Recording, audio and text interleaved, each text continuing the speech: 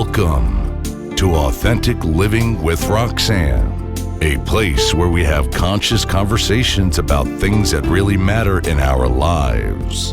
And now here's your host, Roxanne Derhaj.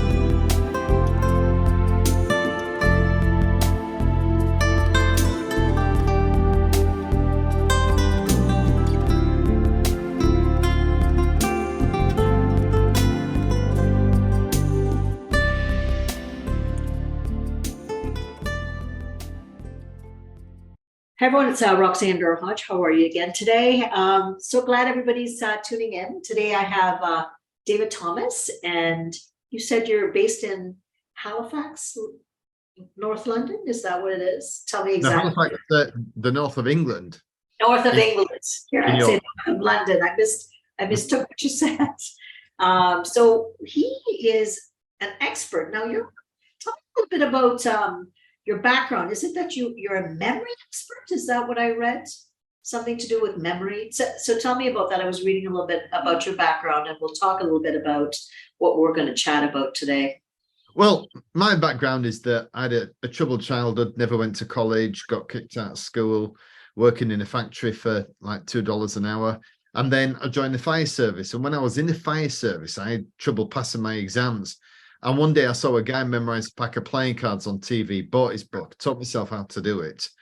8 months later, I went to the World Memory Championships, came fourth, found I just had a gift. And then everybody's like, how do you do this memory stuff? And I said, it's just dead easy. It's a few techniques, and they got to teach me the techniques. And so back in February 1997, I gave my first talk. And for the following, and then very soon after that, I left the fire service, broke a Guinness record. And then that was for 15 years. And then in 2011, somebody came out of an audience and just said, would I show them how to improve their presentation skills? I said, I don't do that. That's not my bag. And she said, I want you to do it. And I said, why? And she says, because you are brutally honest and you are a fantastic speaker. If you can reverse engineer what you do, then I think you can show me how to be a better speaker. I said, fantastic, because I'll do anything, mate. I'll have a go at anything once, right? Just pretty much anything. And I said, right, we'll have a go. I said, if it's rubbish, don't pay me. And even to this day, I've got a video testimonial, and she said, this was great. So then I moved away from the brain training, the memory, mind mapping, and so on. Moved over towards the pretty much all towards presentation skills, mainly working with C-suite, middle to senior management, and about half of the work I do is with the boss. Amazing. So let's back up, because I'm curious about the memory stuff. So what gift did you realize you had? Like, is it mnemonics? What is it that you're doing that helps you have such an exceptional memory? Well, I say I've got a gift. I'm not really quite sure, but it was mnemonics. It was all techniques in a book. All the stuff that's been around literally for thousands of years, mind palace, putting stuff in rooms. And everybody goes, I get that. And I go, well, that's what I did. But what I found is that I was able to apply it at a very high level. To give you an example, in 1998, I broke a Guinness record for reciting pi, which almost everybody on the podcast will know from school, because we all learn it, then forget it. But it starts 3.14. We all learn it in maths. Yes. And, and I recited it to 22,500 digits from memory in 4.5 hours to break a Guinness record that stood for nearly 2 decades. So the thing is, I know it was just purely techniques. I know that it was just a question of taking a technique, drilling down, honing that technique, adopting and adapting, a shed load of practice. And I got to the stage where I was one of the best that had ever been. Is that a gift? I don't know. I mean, I've got work ethic and ambition. The one thing I have is resilience. I'm like a dog with a bone. I just never let go. And, my self-belief is very, very high. I believe in myself. Well, it's interesting, right? Because like you said, you hadn't gone into formal education. Probably you would have, had you gone on, you probably would have realized that relatively quickly, right? But not until you tried it that you realize, because in university and stuff like that, it's all rote, right? You're trying to, somebody like me, I hated memorization. I didn't like it. I was like, oh my God, here we go again. I have to kind of memorize this. So maybe I would have found out later. Possibly I would have done.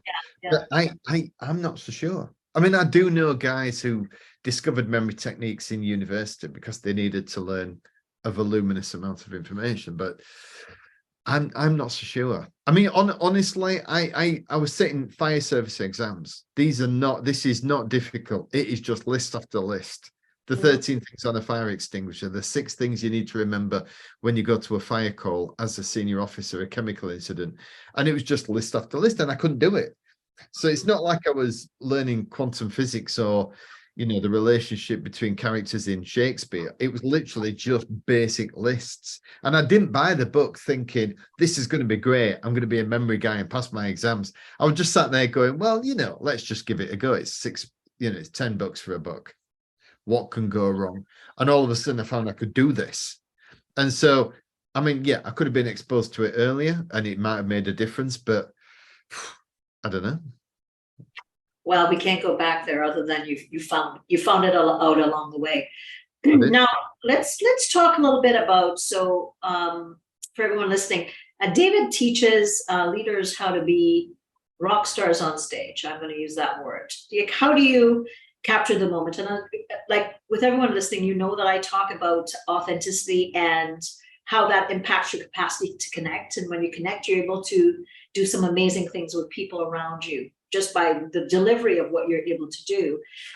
So that's what David does in his world now. So did the memory thing translate over into what you did with presentations in any way? Or was it a completely different kind of subset of things that you were doing?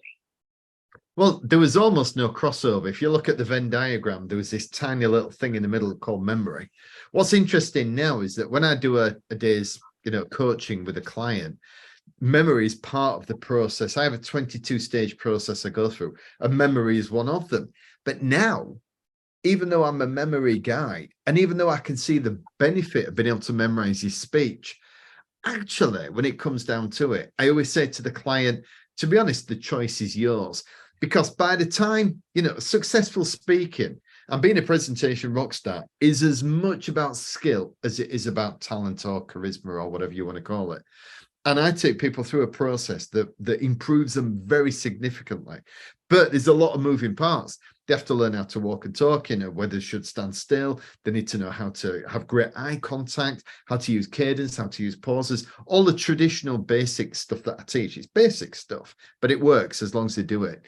And then on top of that, I said, oh, and by the way, you've got to memorize your speech. They go, really? And I go, no, not really. But if they want to, they can. Right. And I'll show them how to do it. So I worked with a guy over here called Martin Thatcher, who owns a cider company. So Thatcher's Cider is a major brand over in the UK. And I worked with him. And the one thing he said he wanted to do, when I said, what do you want to achieve when you speak? And he says, well, I'm going to speak at the British Houses of Parliament to the Lords and MPs. I'm going to get the law changed in my industry. I want to be able to do it really well. I said, what's your desired outcome? He says, I want to speak without notes. Because I've been coming to these meetings with my family, my dad and my granddad for years. And every time somebody stands up and does it, they do it with notes. I want to be the first to do it without notes. And so we all understand the impact of being able to speak without notes, because there's maybe 5% of non-professional speakers speak without notes, only 1 in 20. So that immediately improves you just by being able to do it. Wow. But in all honesty, when I'm coaching people, I say, it's your choice. If you want to learn how to do it, I'll show you. And if you think that you've got too much on your plate, then that's something further down the road. So let's talk about what are some of the core fundamental blocks that you find when leaders want to communicate? Do you find that people coming to you have some basics, kind of in that they can, move a room, they can speak, they can articulate, they can get a message across generally? Or are they coming to you kind of, they're in position, but they're not able to speak very well to connect? It depends what level they are. If I get a chief exec, a managing director, the boss in front of me, they've already done it that many times that they can speak. And when they come to me, they walk through the door, they're going, I don't know what good looks like. I can kind of see it in somebody else, but I just don't know what to do. I don't know how to make myself a rock star. And they all phone me up and go, make me a rock star, right? They don't phone up and say, can you show me how to be a little bit better? They're like, because, the ego of a chief exec is enormous. Imposter syndrome is also enormous, right? They all have a superiority complex, and they're all sat there waking up at 3 a.m, crying, think it's going to crash on the shores that day, right? So they're all kind of crazy, chief execs, but they all have an ego. So feeding that ego is not particularly difficult. If I go one level down, even just into the senior management team, like CIO, CTO, CFO, and so on, fear. You can smell it when they walk through the door. They panic, the nerves. I had a management team last week in an internet provider in the UK. And I just said to them, there's 9 people. And I said, right, by the way, we're going to start with a quick exercise. I'm going to get you up at the front. I'm going to give you a topic. You're going to speak on it for 1 minute. You're all going to get different topics, so you can't prepare. And literally they went, and they just, honestly, they were nearly diving under the table. Seriously, I was like, really? And they're like, yeah, because they don't do it that often. And they found themselves, what happens with managers is they'll kind of potter along doing a few team talks, and they might do the odd little presentation here and there. Then all of a sudden they'll go up just one level, and they'll go from presenting maybe once a month to once a week or twice a week. And then it becomes really important very, very quick. So when it's chief execs, they just say, I don't know what good looks like. I don't know what is perfection in speaking. Tell me, show me. And I go, this is a process. And I get them up, I go through it, and I go, you're strong in this area, you're weak in this area. This is the area that we either need to go around or improve. But then when it comes to the guys 1 or 2 levels below, you're starting from scratch. So you're starting with helping them manage their fear. Is that where you start with the ones, Laura? So what kind of things do you do with them? Like, because I mean, most people, like they say, well, are petrified. Like, you speak, I speak. And I was an executive before I went on to professional speaking. So I was accustomed, but some people are like, they'll do anything but speak. And even though they're at that levels, they're like, okay, I can talk to my business units, or I can talk to different people within the organization. But just the thought of being front and center, that, scares a lot of people.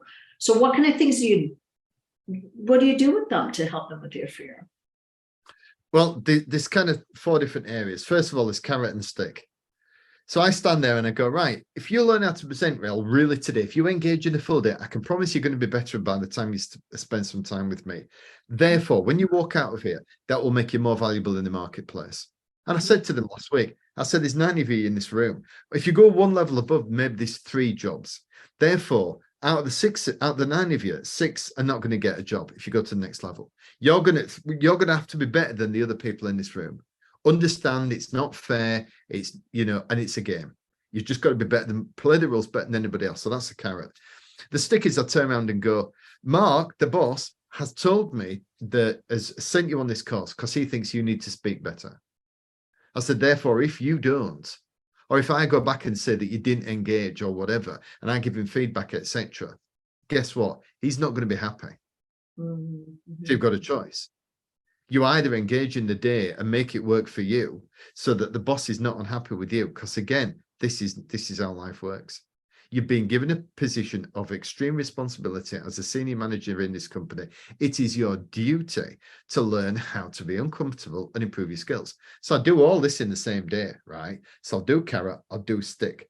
The other 2 side of it is, number 1, just basic techniques. So there's loads of techniques you can use. So there's a great study came out of Harvard University. And what it said was that people who suffer from nerves when they're speaking, there is nothing you can do to remove those nerves. But what you can do is suppress them by putting a layer of positive self-talk over the top. Now, I'm a straightforward working class guy. I don't do much woo-woo stuff, right? At all, ever. That's not me. I understand how powerful it can be for many people, but it's not me. Right, I'm ultra practical. I'm all about process and strategy. Really, almost nothing about psychology. But this was great because what it said was, what you do before you speak is you stand there on the sidelines and you just go, "I'm going to deliver a great speech today," and you've got to say it out loud. Apparently, they did the test. Harvard did the test, and they said, and the audience really want to hear what I've got to say. And I practiced, and I'm going to be amazing today. And what it does is it doesn't get rid of the nerves, but it suppresses them. So there's loads of little techniques. Smile at an audience. If I smile at you, Can't help first but thing you smile. want to do, first thing you do is smile back, right? You know, And I, we'll and 5,000 I will smile back, David. I will, because I'm on the psychological end. So when I, yeah, 5,000 miles away, and you still smile back, right? First time we've met, you just do it. So there's almost no audience in the world. If you smile at an audience, they'll smile back. You relax, they relax. They're in for a bit of fun. So the thing is, there's all those little techniques. But the last thing that is the most important, which I never really legislated for, is that what people have said to me after spending the day with me is that by learning what is best practice, that has taken away a really big chunk of the nerves, because they just didn't know what they were doing. and I think most of us on this, I mean, and even in business school or whatever, like, okay, I'm a psychologist. So I mean, my craft is about really, really, listening, learning how to communicate. Most people haven't learned that to be able to go to school doing it, right? But even in business school, are they teaching people these skills? They're not per se teaching them. So most people, I would say that they try their best. They go apply for a job in, IT or either director or whatever, and then they gain the skills as they go. But I would say for the most part, you don't think about, how do I communicate, right? When you're starting a job, when you're kind of entry level, you're just kind of trying to do the job and getting better as you go. But like to your point, as you go up every level, there's more responsibility where you have to deliver more information. And in turn, then at that point, you're seeing probably the dull faces when people aren't getting what you're saying. So I would say that makes sense that some of the skills you're talking about, people, they need to learn it. They really do. But if you don't know any better, you'll just carry on doing what you've always done. Right, right. No, I mean, I'm a gym monkey, right? So I'm a competitive bodybuilder.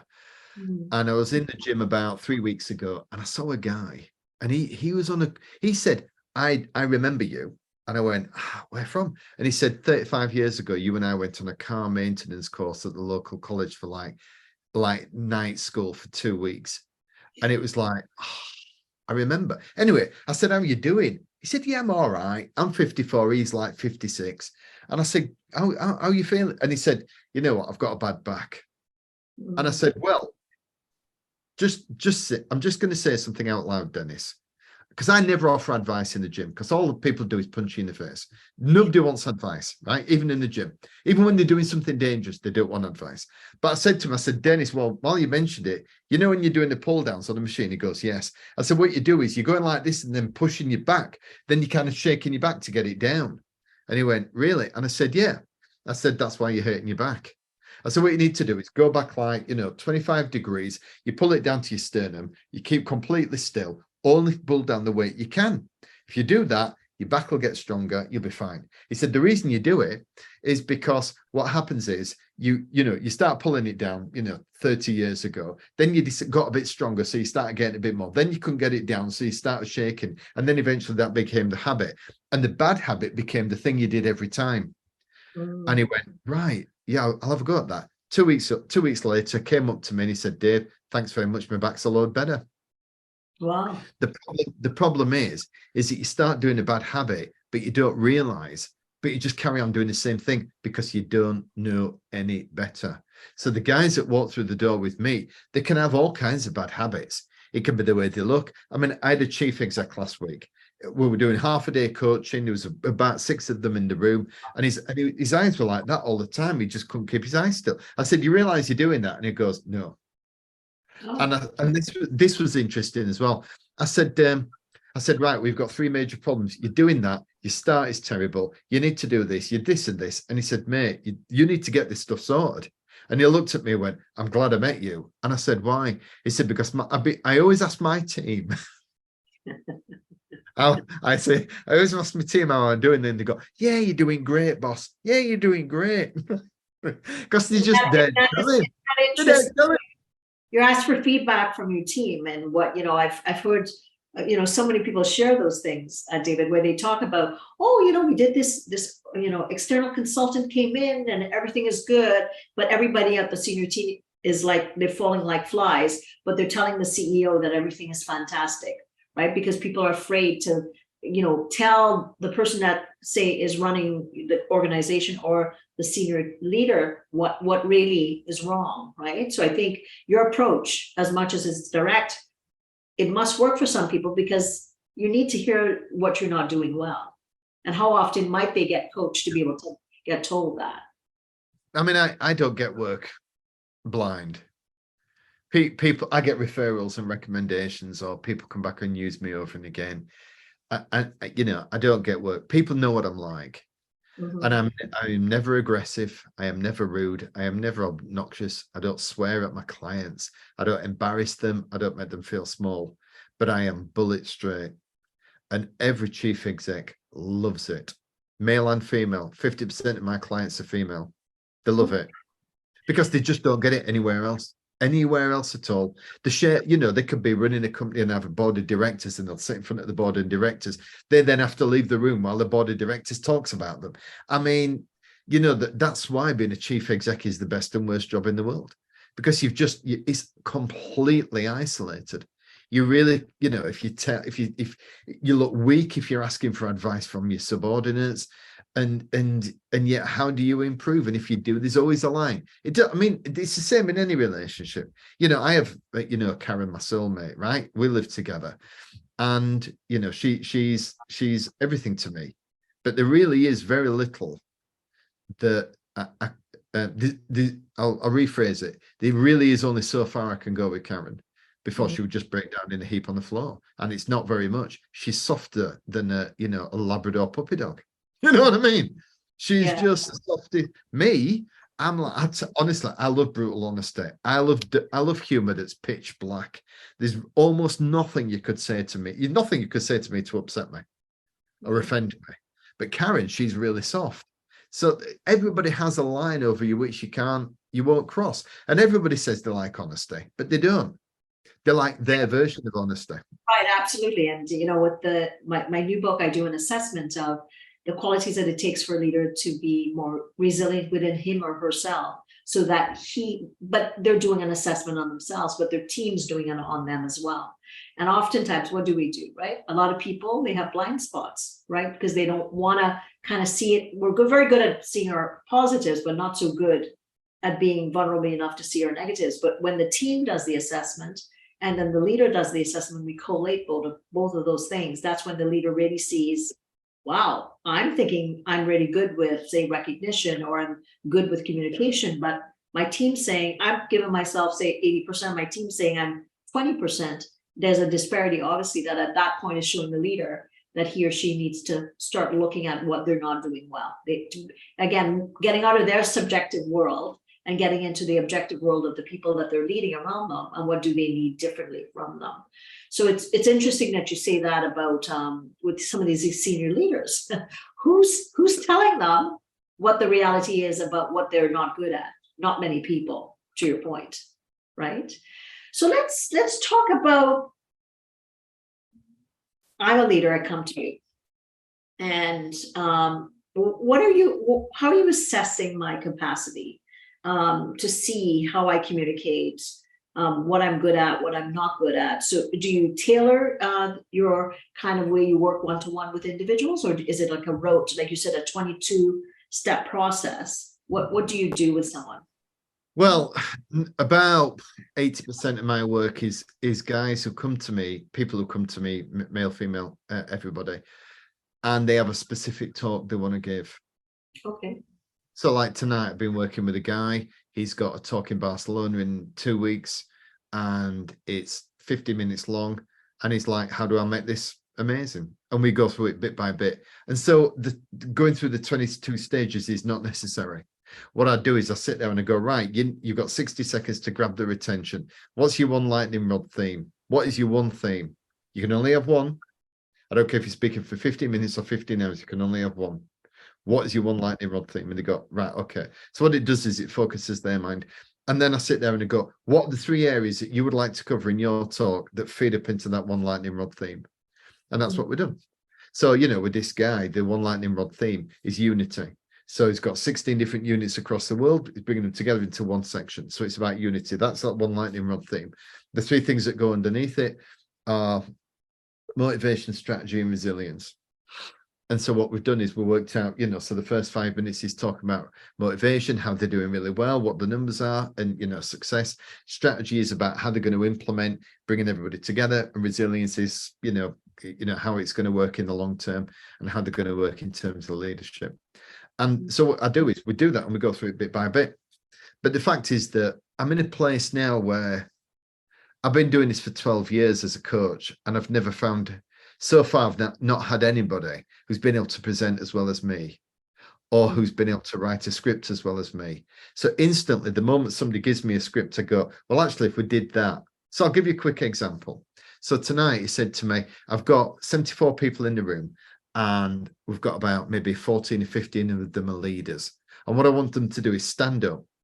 And and I want them to be recognized in the room. I said, brilliant. So I want you to stand. I'm going to stand them up. Then I'm going to spend a couple of minutes talking about what we're going to do with these guys as leadership. I said, that's a terrible idea. And he says, why? I said, would you want to stand up for 2 minutes in silence while everybody is looking at you? And he went, no. I says, then that's not what we're going to do. We'll get them to stand up. You say who they are and they're amazing. Everybody gives a round of applause. Then they sit down. Then you do the 2 minutes. He went, that's brilliant. Mm-hmm. That's my 25 years, 500,000 people, 60 countries drilled into me, watching other people, being a speaker, every audience you can imagine. I understand that. And he's a brilliant speaker, this guy I'm working with, actually. Mm-hmm. But he wants to just be, he's a 9 out of 10, but he wants to be 10. He wants to be a rock star. And so that is, that was a simple example. And it's so sometimes he's already got a speech like that. We go through it line by line, and I change what needs to be changed. So do you find that a lot of the keynote, so it's a keynote speech at that point, or is it just like a speech to a company? So you do different types. You do keynotes, leaders are speaking at quarterly meetings, board meetings, all types of speaking, David? It's only important speaking because they won't pay me fee for a small talk. I mean, why would you? Right. I charge a fortune, so they're not going to pay that. They're not going to pay that for. It has to have a level of importance. Right. Besides which, by the time you get a boss who's a chief exec, he's done 1 million team meetings. Right, for sure. But he's maybe only done 2 board meetings, Mm-hmm. and honestly, I could go on forever, but they are big talks. It's people who've got a talk to give in Budapest, like I had earlier this year, and it's it's Budapest. She's taken over the family firm. They've got a new product. If it doesn't work, it's going to go under. She's nervous, right? She's nervous but excited, but she needs to nail that talk. She needs to nail it, and so we sit there and we're working on. That's an important talk. I had a guy who is in Monaco, and we spent 2 hours last week because he wanted just a bit of an assistance on a small talk, actually, that he's given a monthly meeting. But we've worked together before like 14 or 15 times. And he just said, I need a bit of help, Dave. I'm not really sure what to do with this. So he shows me a few slides, and then I say, right, but it's an important meeting because his staff have doubled in a year from 250 to 500. Over the next year, it's going to be 500, maybe 1,000. Inside 10 years, it's entirely possible a guy's going to be a billionaire. It's just insane what they're doing. It's a privately held company, and he started it at 14 on his bedroom table. So the thing is that